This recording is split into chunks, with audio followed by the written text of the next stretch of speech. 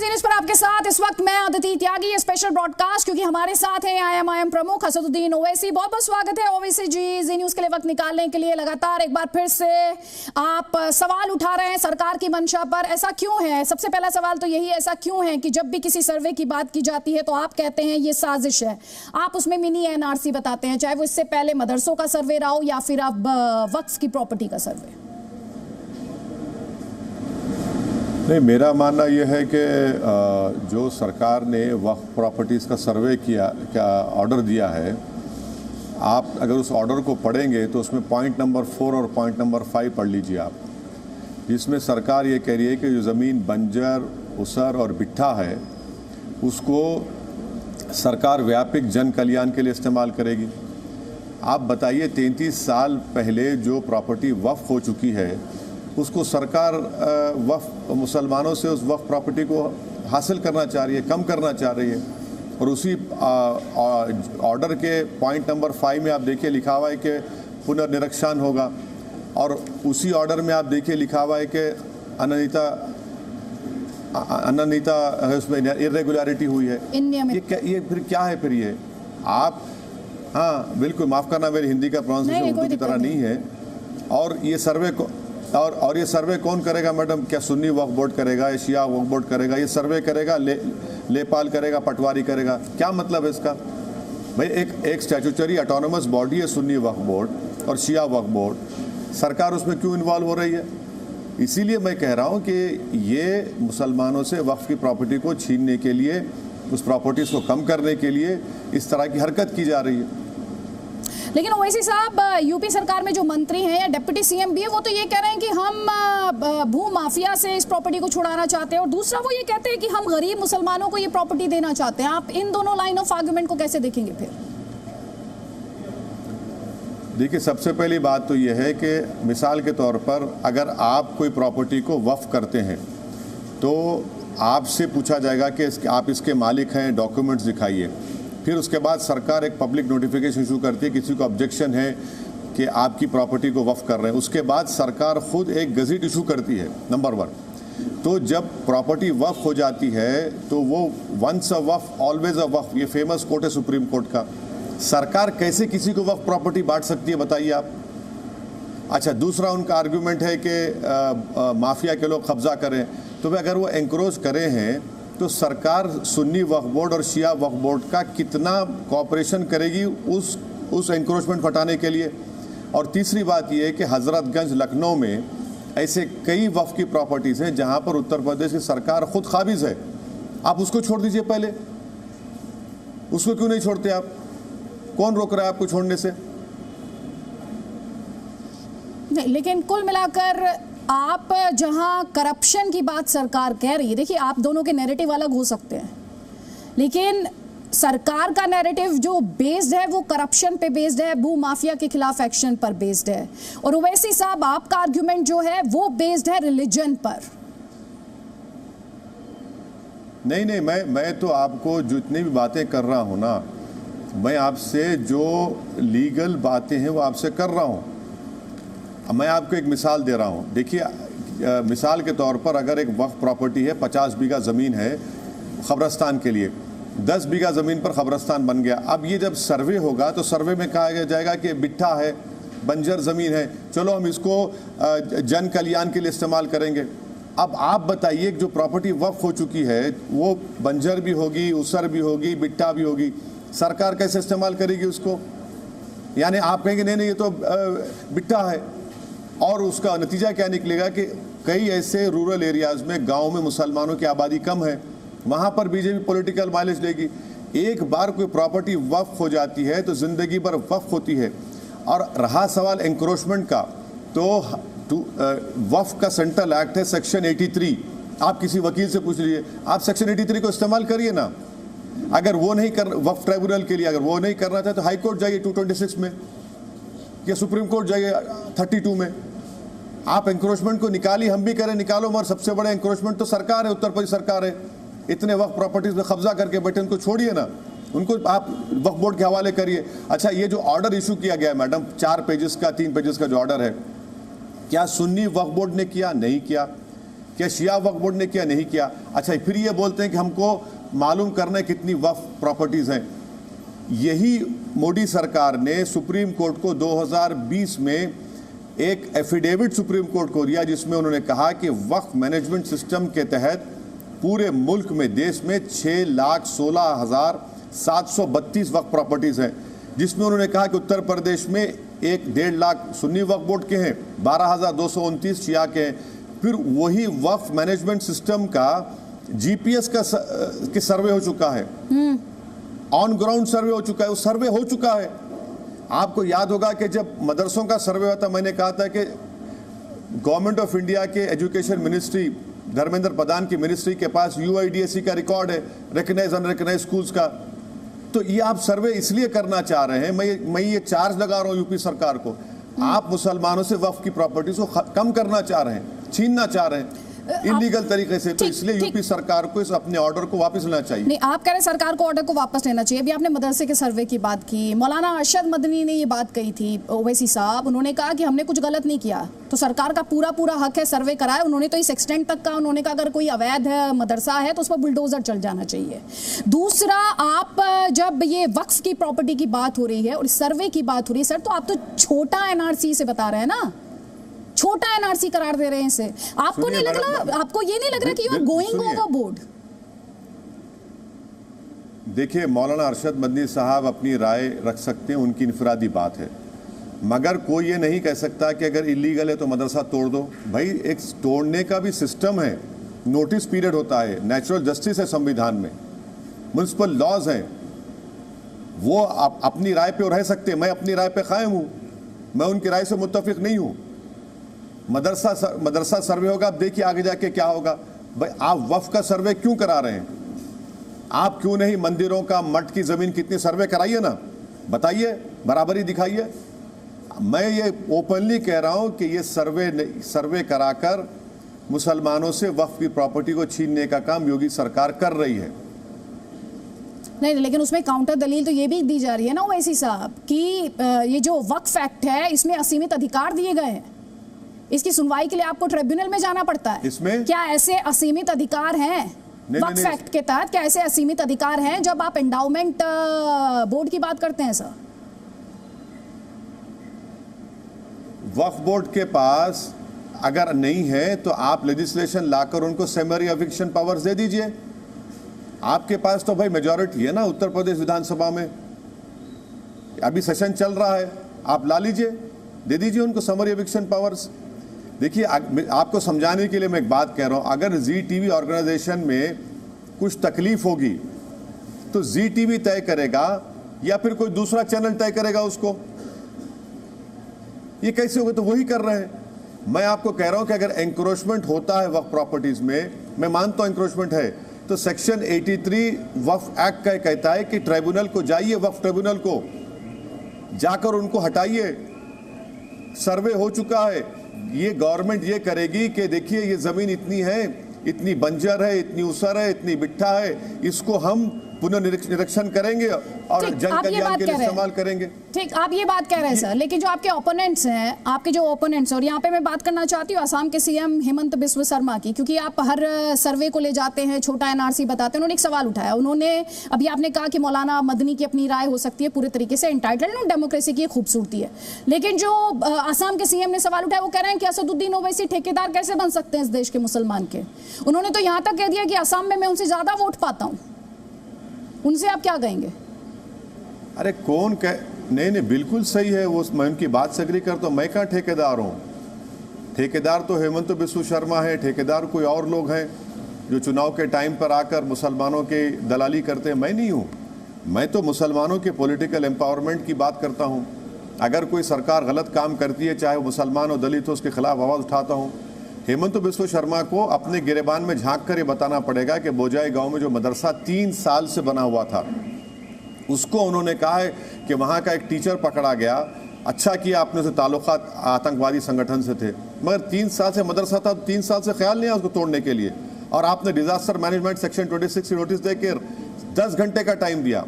260 बच्चों को रात में, माने सुबह 1:30 बजे, दोपहर के नहीं, सुबह 1:30 बजे गाँव वाले अपने घर में रखते हैं और आप सुबह मदरसा तोड़ देते हैं। क्या बात कर रहे हैं हेमंत बिस्व शर्मा? वो कभी उल्फा एक टेररिस्ट ऑर्गेनाइजेशन है, उसके घर को तोड़ा उल्फा के? चैलेंज कर रहा हूं, बताइए, टीवी बता दीजिए कि उल्फा के घर तोड़ा आपने, तोड़ के बताइए उल्फा भी टेररिस्ट ऑर्गेनाइजेशन है? नहीं, लेकिन आप पर आरोप ये लग रहा है कि आप एक अलगाव की राजनीति कर रहे हैं।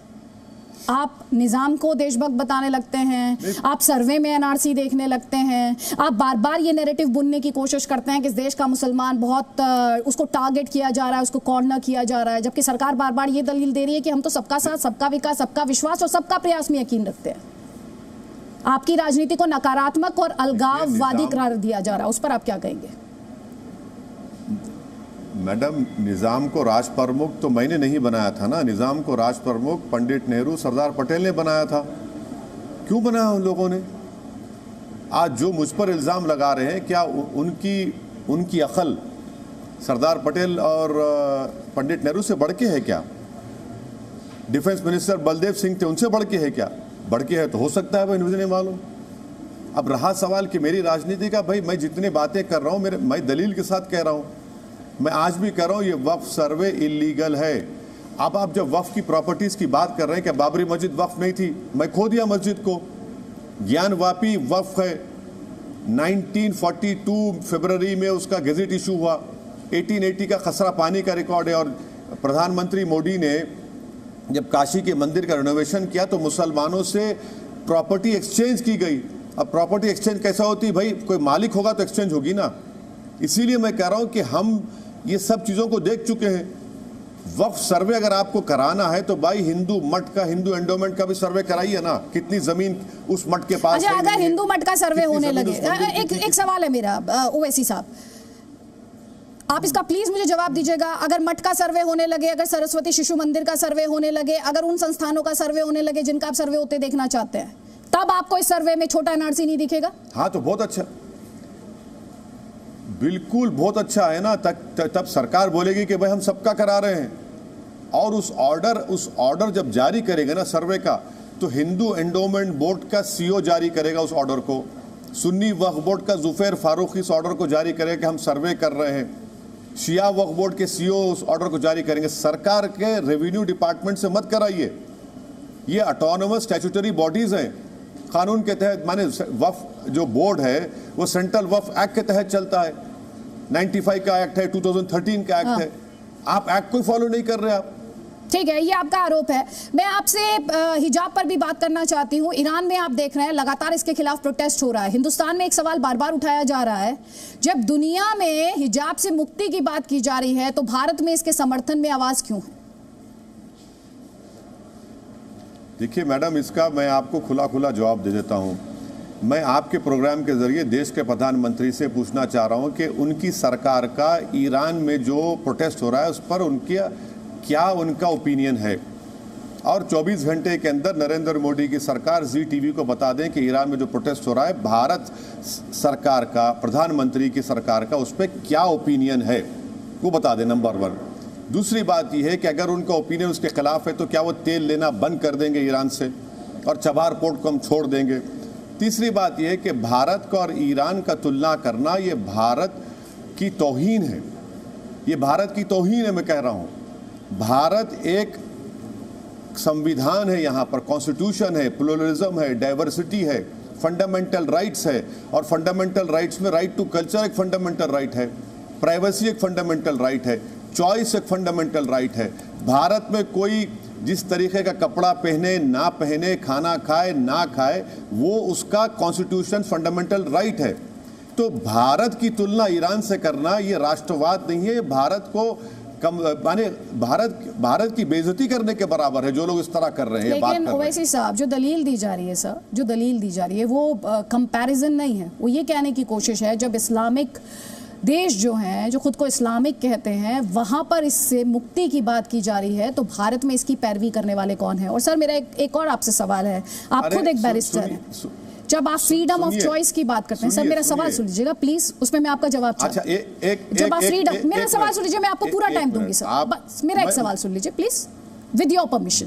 थैंक यू जी, बोलिए। एक 6 साल की बच्ची, एक 7 साल की बच्ची, एक 8 साल की बच्ची क्या अपनी फ्रीडम ऑफ चॉइस को एक्सरसाइज करना जानती है क्या सर? अच्छा, आपका सवाल हो गया मैडम? बोले बोले सर, आप बोलिए। हाँ, आपने अपने सवाल में कहा कि एक इस्लामिक कंट्री में, आपने कहा था ना अभी, ये परसेप्शन है कि इस्लामिक राष्ट्र इससे आगे बढ़ना चाह रहे हैं, भारत में इसके समर्थन में आवाज क्यों है? एक मिनट सुन लीजिए। इस्लामिक कंट्री है, भारत तो इस्लामिक कंट्री नहीं है, नहीं है ना। भारत का तो कोई रिलीजन ही नहीं है। भारत तो सब रिलीजन को मानता है। भारत उन लोगों को ही मानता है जो किसी खुदा को, अल्लाह को, भगवान को नहीं मानते। ये फर्क है ईरान में और भारत में। यहां पर जो कॉन्स्टिट्यूशन में फंडामेंटल राइट्स है, क्या वहां पर है? क्या यहां पर right to culture fundamental right है? वहां पर है? नहीं है। यहां पर right to privacy fundamental right है? वहां पर है? नहीं है। यहां का प्लुरलिज्म, डाइवर्सिटी जो है ईरान में है? नहीं है। यही तो हमको समझना है। ये लोग अहमक हैं जो भारत को मिला देते हैं ईरान से, जो भारत को मिला देते हैं सऊदी अरब से, जो भारत को मिला देते हैं कोई मुस्लिम कंट्री से। अरे भारत का तो कोई रिलीजन है ही नहीं ना। ये कॉन्स्टिट्यूशन कहता है we the people of India. इसका मतलब क्या है फिर? संविधान में तो नहीं कहा we the people, we the Muslim, we the Hindu, मैं वी आपसे द जो पीपल ऑफ सवाल इंडिया पूछी कहा ओवैसी गया। साहब, मैंने आपसे पूछा यही एक तो 6 साल की बच्ची, एक 7 साल की बच्ची, एक 8 साल की बच्ची, क्या वो फ्रीडम ऑफ चॉइस को एक्सरसाइज करना जानती है कि वो उसे हिजाब पहनना है या नहीं पहनना है? मेरा आपसे सवाल।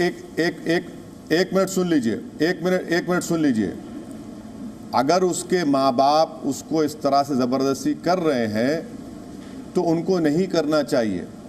हाँ, जब बच्ची बालिग हो जाती है, एडल्ट हो जाती है और उसको ये चॉइस मिलता है कि मैं अब अपने डिसीजन ले सकती हूँ, तो उसको इख्तियार है। अब जैसा कर्नाटका के बच्चियाँ स्कूल को जा रही थी हिजाब पहनकर, आपने छीन लिया उन लोगों को। आपने कहा कि उसका फंडामेंटल राइट स्कूल की गेट पर ख़त्म हो जाता है। कैसे ख़त्म होता है भाई?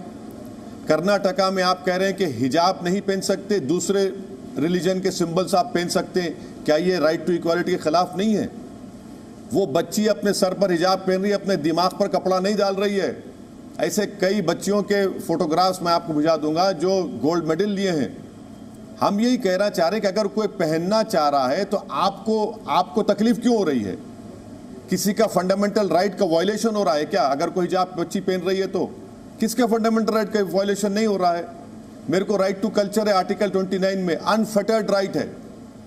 29 के अंदर प्राइवेसी मेरा फंडामेंटल राइट है। मेरी बेटी पहनना चाह रही है, आपको पसंद नहीं है, ठीक है, आप मत पहनिए, मगर आप बोलेंगे कि नहीं मेरी तरह बन जाओ, वो कैसे होगा बताइए? नहीं, लेकिन मैं 2 बातें बोलूंगी ओवैसी साहब। एक तो आपने बहुत प्रोग्रेसिव बात की, आपने कहा कि बच्चे के माँ बाप को फोर्स नहीं करना चाहिए। बहुत अच्छी बात आपने की है, बहुत प्रोग्रेसिव बात है। उस पर हो सकता है कट्टरपंथी आपके पीछे आए। आपको आवाज आ रही है सर? आवाज नहीं आ रही है उन्हें शायद। सर आप मुझे सुन पा रहे हैं? फिर से रिपीट करिए मैडम, फिर से। मैं कह रही हूँ आपने एक अच्छी बात की जब आपने कहा कि बच्ची के माँ बाप को फोर्स नहीं करना चाहिए उसे हिजाब पहनने के लिए, उस पर छोड़ देना चाहिए। ये एक बहुत प्रोग्रेसिव सोच है। इस पे कट्टरपंथी शायद आपसे नाराज भी हूँ, ठीक है सर। लेकिन दूसरी बात, अभी आपने जिन अधिकारों की बात की सर, एजुकेशनल इंस्टीट्यूशंस के राइट के बारे में, क्या ये पॉलिटिकल नैरेटिव नहीं है सर?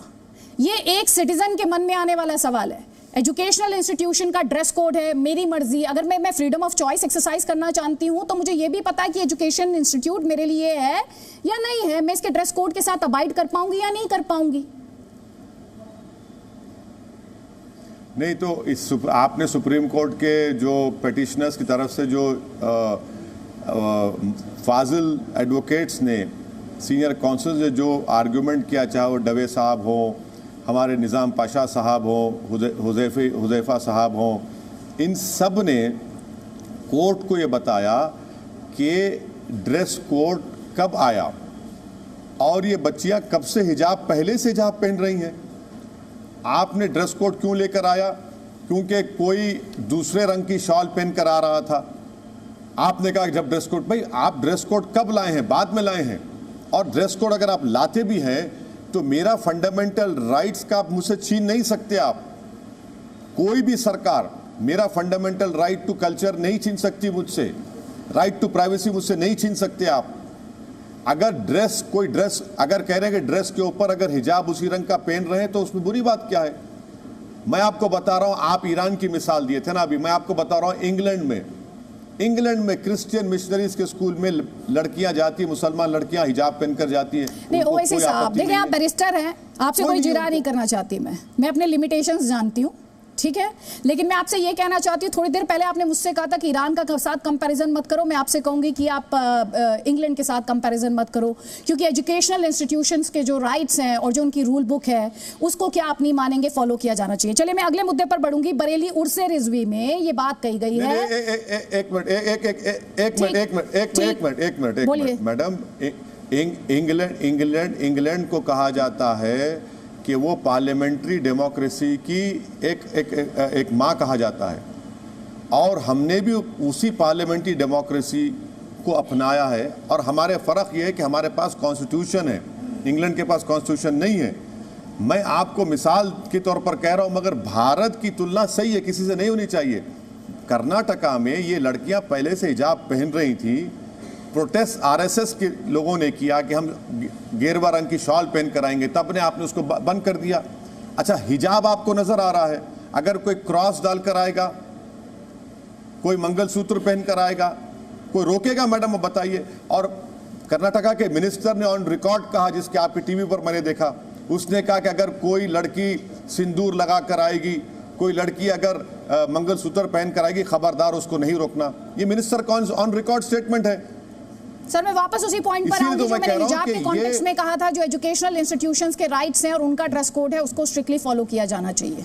इस पर मेरा जवाब ये। और दूसरा, आपने राइट टू प्रिवेसी की बात की। सर ये आप मुझसे ज्यादा बेहतर जानते हैं, कॉन्स्टिट्यूशन मुझे राइट्स देता है तो मेरी ड्यूटीज भी डिफाइन करता है, पब्लिक गुड की भी बात करता है। आपकी आवाज मिस हो गई मैडम, फिर से रिपीट करिए। मैं कह रही हूँ कॉन्स्टिट्यूशन अगर मुझे राइट्स देता है तो मेरी ड्यूटी भी डिफाइन करता है।